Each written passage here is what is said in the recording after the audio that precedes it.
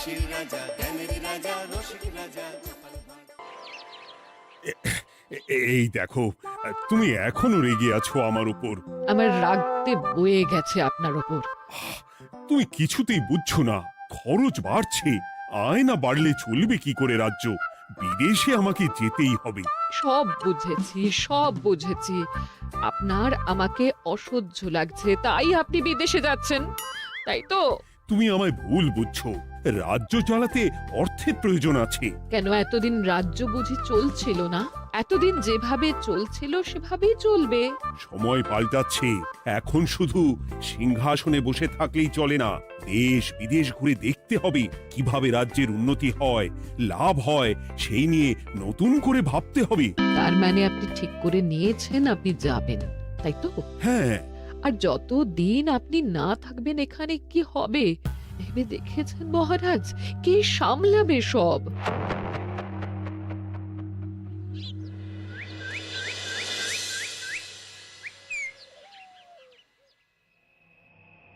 চিঠি?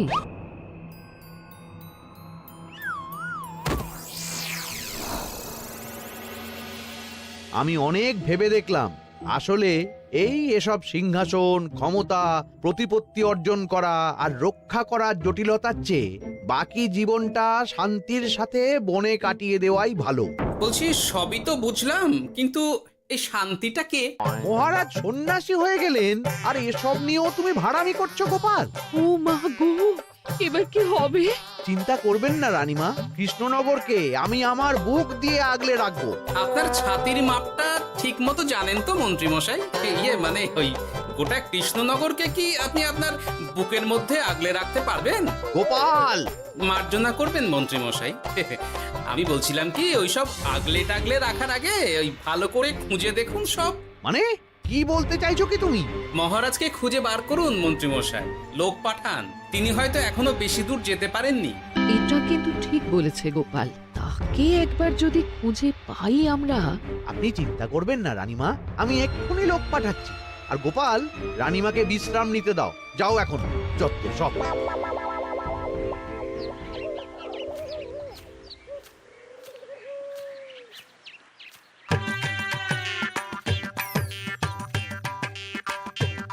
ওই গো, গেলে কই? এক ঘটি জল দাও দেখি। ওই জলই খেতে হবে, শুধু জল। ঘরে এক দানাও চাল নেই। বাজারে না গেলে আজ হরি মটর। রাজ্যে রাজা নেই আর তুমি ঘরে চাল নেই বলে চিল্লামিল্লি করছো, চত্ব সব। ও মা গো, মহারাজ রাজ্যে নেই তো গেলেন কই? হ্যাঁ, বনবাসে। সে কি গো, এবার কি হবে তাহলে? কপালে যা লেখা আছে তাই হবে, আর কি। এই তোমার চাকরিখানা থাকবে তো? না থাকলে বাটি হাতে বেরোবো, চিন্তা কি?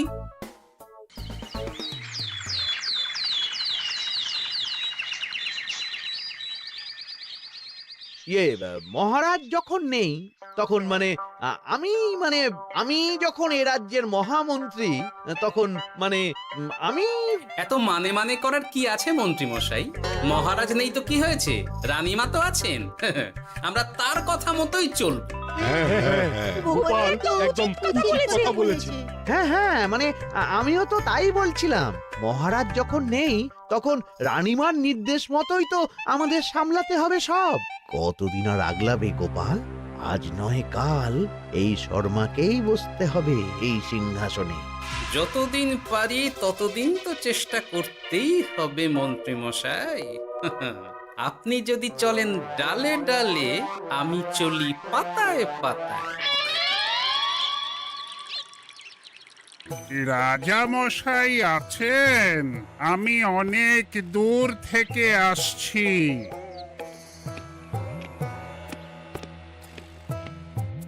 মন্ত্রীমশাই, একজন সাধু এসেছেন রাজামশাইয়ের সঙ্গে দেখা করতে। বলছেন অনেক দূর থেকে এসেছেন। জানো না মহারাজ এখন নেই? যাও, চলে যেতে বলো ওকে। মহারাজ নিরুদ্দেশ। এই মুহূর্তে সত্যিই যদি কোনো প্রাজ্ঞ সাধু বাবা রাজবাড়িতে তার পায়ের ধুলো দেয়, বলা তো যায় না যদি মহারাজের হদিস তিনি দিতে পারেন। ঠিক ঠিক, একদম ঠিক বলছেন পণ্ডিত মশাই। বেশ, ডেকে আনো তাকে, দেখি সে কি বলে। মহারাজ, আমার প্রণাম নেবেন। উনি মহারাজ নয়, উনি মন্ত্রী। আসুন সাধু বাবা, আসুন, আসন গ্রহণ করুন।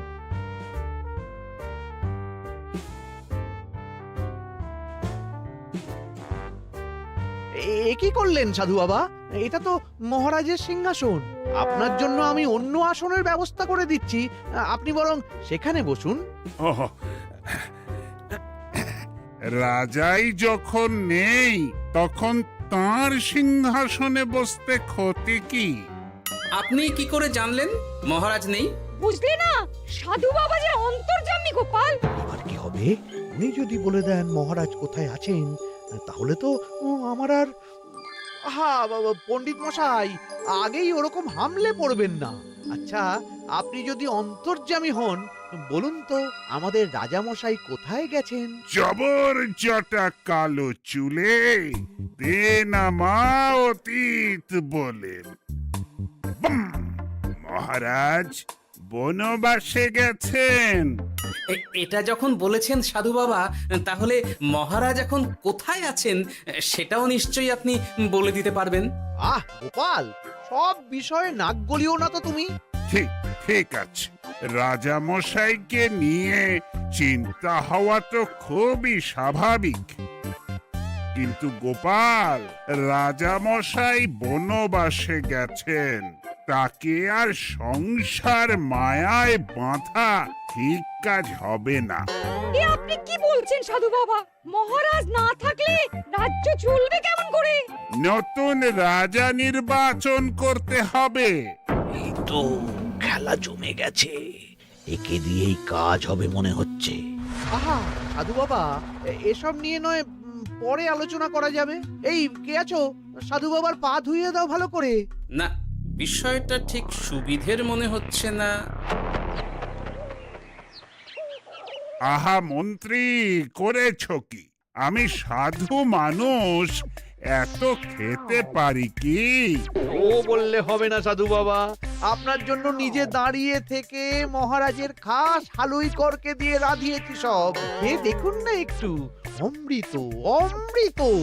বেশ বেশ, এত করে বলছো যখন, বাহ বাহ, চমৎকার চমৎকার।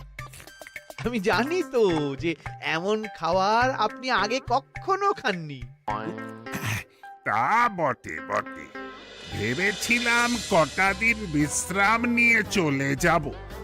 এখন দেখছি যা আদর আতিথেয়তা শুরু করেছো তোমরা, তাতে তো মাস কয়েক কাটিয়ে না গেলে আমারই লোকসান হবে। থাকুন না, থাকুন, যতদিন ইচ্ছা থাকুন। আমার ইচ্ছা অনুযায়ী সব চললে তো ওই গোপালের জায়গায় আপনাকেই সবার মহারথী করে রেখে দিতাম চিরকাল। এসব কি বলছো মন্ত্রী? কেন, পরিকল্পনাটা মন্দ নাকি? আমি হব এই রাজ্যের নতুন রাজা, আর আপনি হবেন আমার রাজসভার প্রধান মহারথী। বটে, কাজটা খুব একটা কঠিন না। মহারাজ বনবাসে, আর আপনি নিজেই তো বললেন তাকে ফিরিয়ে আনাও ঠিক হবে না। তাহলে তা বলেছি, কিন্তু বাকি অন্যান্য সভাসদেরা আছে, তারা তো। আরে ছাড়ুন তো ওদের কথা। আকাশে হাত ছড়িয়ে আর একবার মন্ত্র পড়ে নেবেন, বলবেন এই রাজ্যের রাজা হওয়ার ক্ষমতা একমাত্র আমার মধ্যেই আছে। ব্যাস, সবাই মানতে বাধ্য। তারপর আমার একটা হিল্লে হয়ে গেলে আপনারটার ব্যবস্থাও আমি করে দেব, বুঝলেন? বুঝলাম, একেবারে জলের মতো পরিষ্কার। ব্যাস, কালই তাহলে কাজ শুরু করে দিন। বেশি দেরি করে তো লাভ নেই।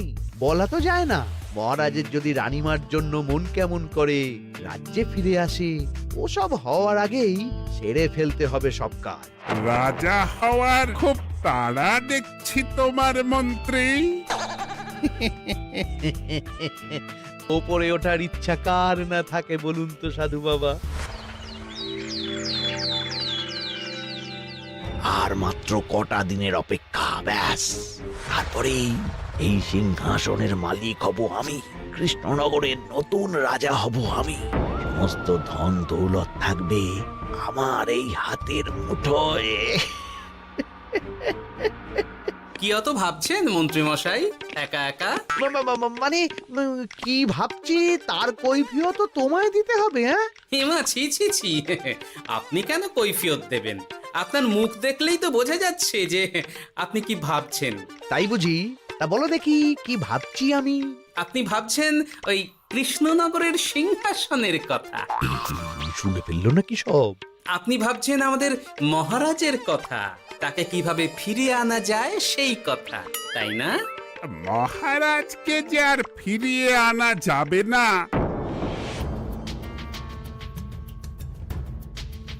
সে কথা তো আগেই বলেছি।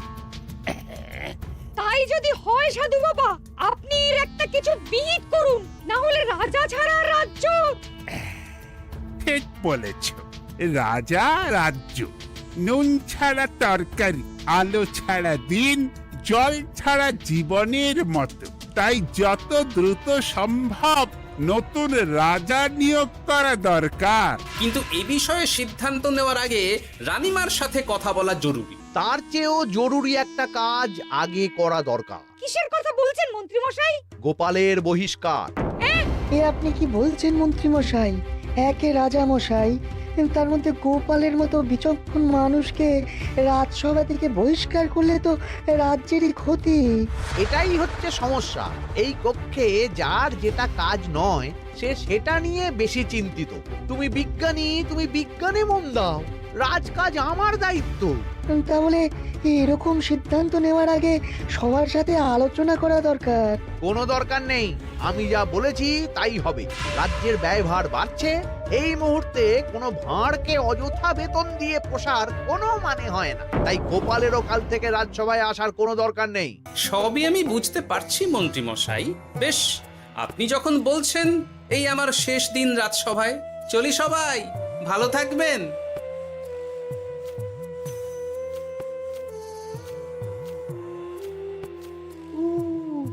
এত সহজে যে বেটা মাঠের বাইরে চলে যাবে বুঝতেই পারিনি আগে।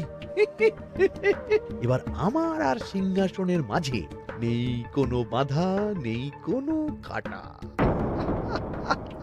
তুমি চিন্তা করো না, আমি নিজে মন্ত্রীর সাথে কথা বলবো। না না রানীমা, সেসবের দরকার নেই। মহারাজ ছাড়া রাজবাড়ি শূন্য শূন্য লাগে, আমারও মন লাগছে না এখানে। বেশ, যা ভালো বোঝো তাই করো, তবে ডাকলে এসো কিন্তু। হ্যাঁ রানীমা, নিশ্চয়ই আসবো। এখন আমি চলি। যাক, এই কদিনে মাথাটা খেলানোর সময় পাওয়া যাবে একটু, না হলে কেমন যেন গুলিয়ে যাচ্ছে সব। কি যে বলো গোপাল দাদা, এই শেষ দুটো শাঁখের আটি নিয়েও দরদাম করবে তুমি?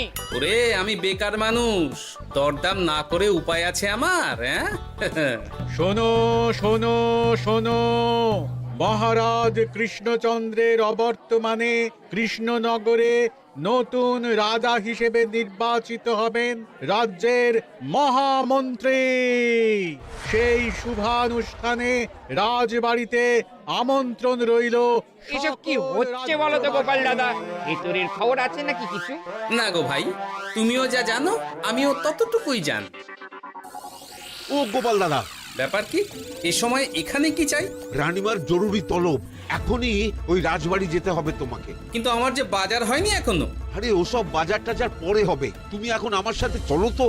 মন্ত্রীকে আমি বিশ্বাস করেছিলাম, ও যে এইভাবে বিশ্বাসের সুযোগ নেবে আমি একদম বুঝতে পারিনি।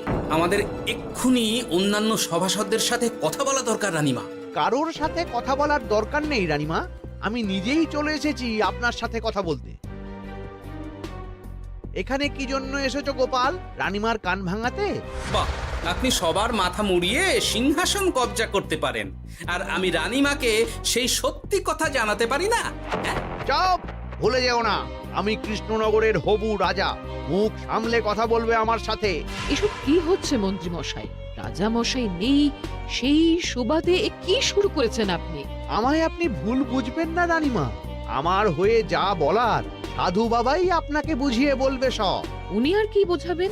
কতদিন এসেছেন উনি, কি জানেন এই রাজ্যের বিষয়ে? সাধনা মা, সবই সাধনা। সাধনার জোর থাকলে সবকিছুই জানা যায়। ভূত ভবিষ্যৎ অতীত সব। সেই জোর থেকেই বলছি মা, মন্ত্রীর কপালে আমি জ্যোতি দেখতে পাচ্ছি। মন্ত্রী যদি রাজ্যের রাজা হয়, এ রাজ্যের উন্নতি কেউ ঠেকিয়ে রাখতে পারবে না। আপনাদের একটা কথাও বিশ্বাস করি না আমি, এসব আপনাদের ষড়যন্ত্র। এ আপনি ভুল করছেন রানীমা। যা হোক, যে কথা আমি বলতে এসেছি, রাজা যখন আমি হচ্ছি তখন তো আমাকে এই প্রাসাদেই থাকতে হবে, ফলে আমার স্ত্রীকেও এখানে এসেই থাকতে হবে। সে তো আর একা থাকতে পারবে না। তাই আপনি যদি এই ঘরটা ছেড়ে দিতেন। কিন্তু মন্ত্রীমশাই, তুমি কি বলছো মন্ত্রী? এখানে না থাকলে রানীমা থাকবেন কোথায়? আর আমি তো এমন কোনো বিধান দিইনি যে রানীমাকে অন্যত্র পাঠাতে হবে। সবকিছুর জন্য তো আপনার বিধান দরকার নেই সাধু বাবা, এ আমার নিজের বিধান। আমি রাজা হব, আমার স্ত্রী রানী হবে, তারও তো অধিকার আছে রানীর মতো থাকার, রানীর মহলে থাকার। আপনার ব্যবস্থা আমি অন্যত্র করে দেব রানীমা, আপনি কিচ্ছু ভাববেন না। হাজার হোক আপনি আমাদের প্রাক্তন মহারাজের স্ত্রী বলে কথা। কি বলো গোপাল? আমার মনটা আসলে অনেক অনেক বড়, তোমরা খালি দেখতে পাও না সেটা। কাজটা কি আপনি ঠিক করলেন মন্ত্রীমশাই? শোনো গোপাল, আমাকে ঠিক ভুল বোঝাতে এসো না তুমি, বরং কাল সময় মতো চলে এসো। কৃষ্ণনগরের নতুন রাজার রাজ্যাভিষেকের জন্য মহাভোজের আয়োজন হবে। যতদিন পাচ্ছ খেয়ে নাও পেট ভরে।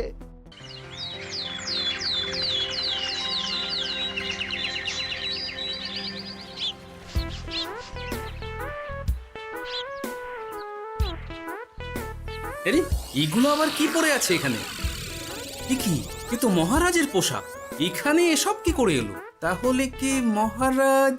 না না না, হিসেবটা কেমন যেন ওলট পালট হয়ে যাচ্ছে। সময় তো হয়ে গেল, নতুন মহারাজকে ডাকুন এবার। এসে গেছি, এসে গেছি। আসুন মন্ত্রী মশাই, আসুন। মুকুট নিয়ে দাঁড়িয়ে আছি আপনার মাথায় পরাবো বলে। সাধু বাবা, এবার মহারাজ বলা অভ্যাস করুন। মহারাজ। মহারাজের হদিশ পাওয়া গেছে মন্ত্রীমশাই, মহারাজের হদিশ পাওয়া গেছে। এই কি স্বপ্ন এসে কথা? মহারাজের হদিশ পাওয়া গেছে মানে কোথায় মহারাজ? না না, মহারাজ না, মহারাজের পোশাক পরে আছে পুকুরের ধারে। আমার মনে হয় তিনি ওই পুকুরে ডুব দিয়ে নিরুদ্দেশ হয়ে গেছেন। ও তাই বলো? তা বেশ তো, প্রাক্তন রাজার জন্য না হয় কিছুক্ষণ নীরবতা পালন করে নেব আমরা, ব্যাস। এ আপনি কি বলছেন মন্ত্রী মশাই? মহারাজ সত্যি ওই পুকুরে ডুব দিয়েছেন কিনা সেটা তো তুলিয়ে দেখা দরকার একবার। সেসব হবে আমি রাজা হওয়ার পর। নিন সাধু বাবা, মুকুট পরান। কিন্তু মন্ত্রীমশাই, আরো একটা দুঃসংবাদ আছে যে। ও আবার কিসের দুঃসংবাদ? মহারাজ যে পুকুরে ডুব দিয়েছেন সেই কথা বলতেই রানীমা অজ্ঞান হয়ে গেছে। তুমি যে কি করো না গোপাল, শুভ সময়ে অশুভ একটা সংবাদ দিয়ে দিলে তো সব বরবাদ করে। এই কে আছো? গ্রেপ্তার করো গোপালকে। তার আগে তোমায় গ্রেপ্তার করা হবে। এত বড় সাহস তোমার? হবু রাজাকে গ্রেপ্তার করার কথা বলো তুমি? আজ তোমার একদিন কি আমার একদিন। কিসের হবু রাজা? আমি কৃষ্ণনগরের আসল রাজা। হ্যাঁ, আমি। কি মহারাজ, আপনি? হ্যাঁ, আমি। অনেক দিন ধরে তো তোমার বাড়বাড়ন্ত দেখলাম, আজকে খেলা শেষ। কিন্তু গোপাল, রানী কোথায়? কেমন আছে সে? এক্ষুনি তার কাছে আমাকে নিয়ে চলো। রানীমা ভালোই আছে মহারাজ, কিচ্ছু হয়নি তার। কিন্তু তুমি যে বললে রানী অজ্ঞান হয়ে গেছে। এটুকু মিছে কথা না বললে যে আপনার লুকোচুরি খেলাটা এত সহজে শেষ হতো না মহারাজ। লুকোচুরি বটে, কিন্তু তুমি বুঝলে কি করে এত সব? প্রথম সন্দেহটা হলো যখন রানীমাকে অন্যত্র রাখার কথা বলতেই আপনি বিচলিত হয়ে উঠলেন, তখন। তারপর পুকুর পাড়ে আপনার পোশাক, ব্যাস এটুকুই, আর কিছু নয়। আর প্রথম দিন রাজসভায় এসেই সোজা সিংহাসনে চড়ে বসা, ব্যাস। একে একে 2 আর 2 এ 2 4 করে ফেললাম। তারপর মনে হলো রানীমার প্রতি টান ফিরিয়ে আনতে পারে আপনাকে আপনার আসল রূপে। তাই এই মিছে কথা। অধমের অপরাধ মার্জনা করবেন মহারাজ। গোপাল, তোমার তুলনা নেই। কিন্তু মহারাজ, আপনি কেন এই ছদ্মবেশ নিয়েছিলেন তার আসল উদ্দেশ্যটা কিন্তু এখনো আমার কাছে পরিষ্কার হয়নি পুরোটা। আসলে আমি পরীক্ষা করছিলাম, বুঝলে, কিসের পরীক্ষা মহারাজ? যে আমার অনুপস্থিতিতে কে এই রাজ্য চালাবে তার পরীক্ষা। এবং আমি ঠিক করেছি যে কদিন ব্যবসার কাজে আমি বাইরে থাকব, ততদিন রানীর পরামর্শ মতো সমস্ত কিছু সামলাবে গোপাল।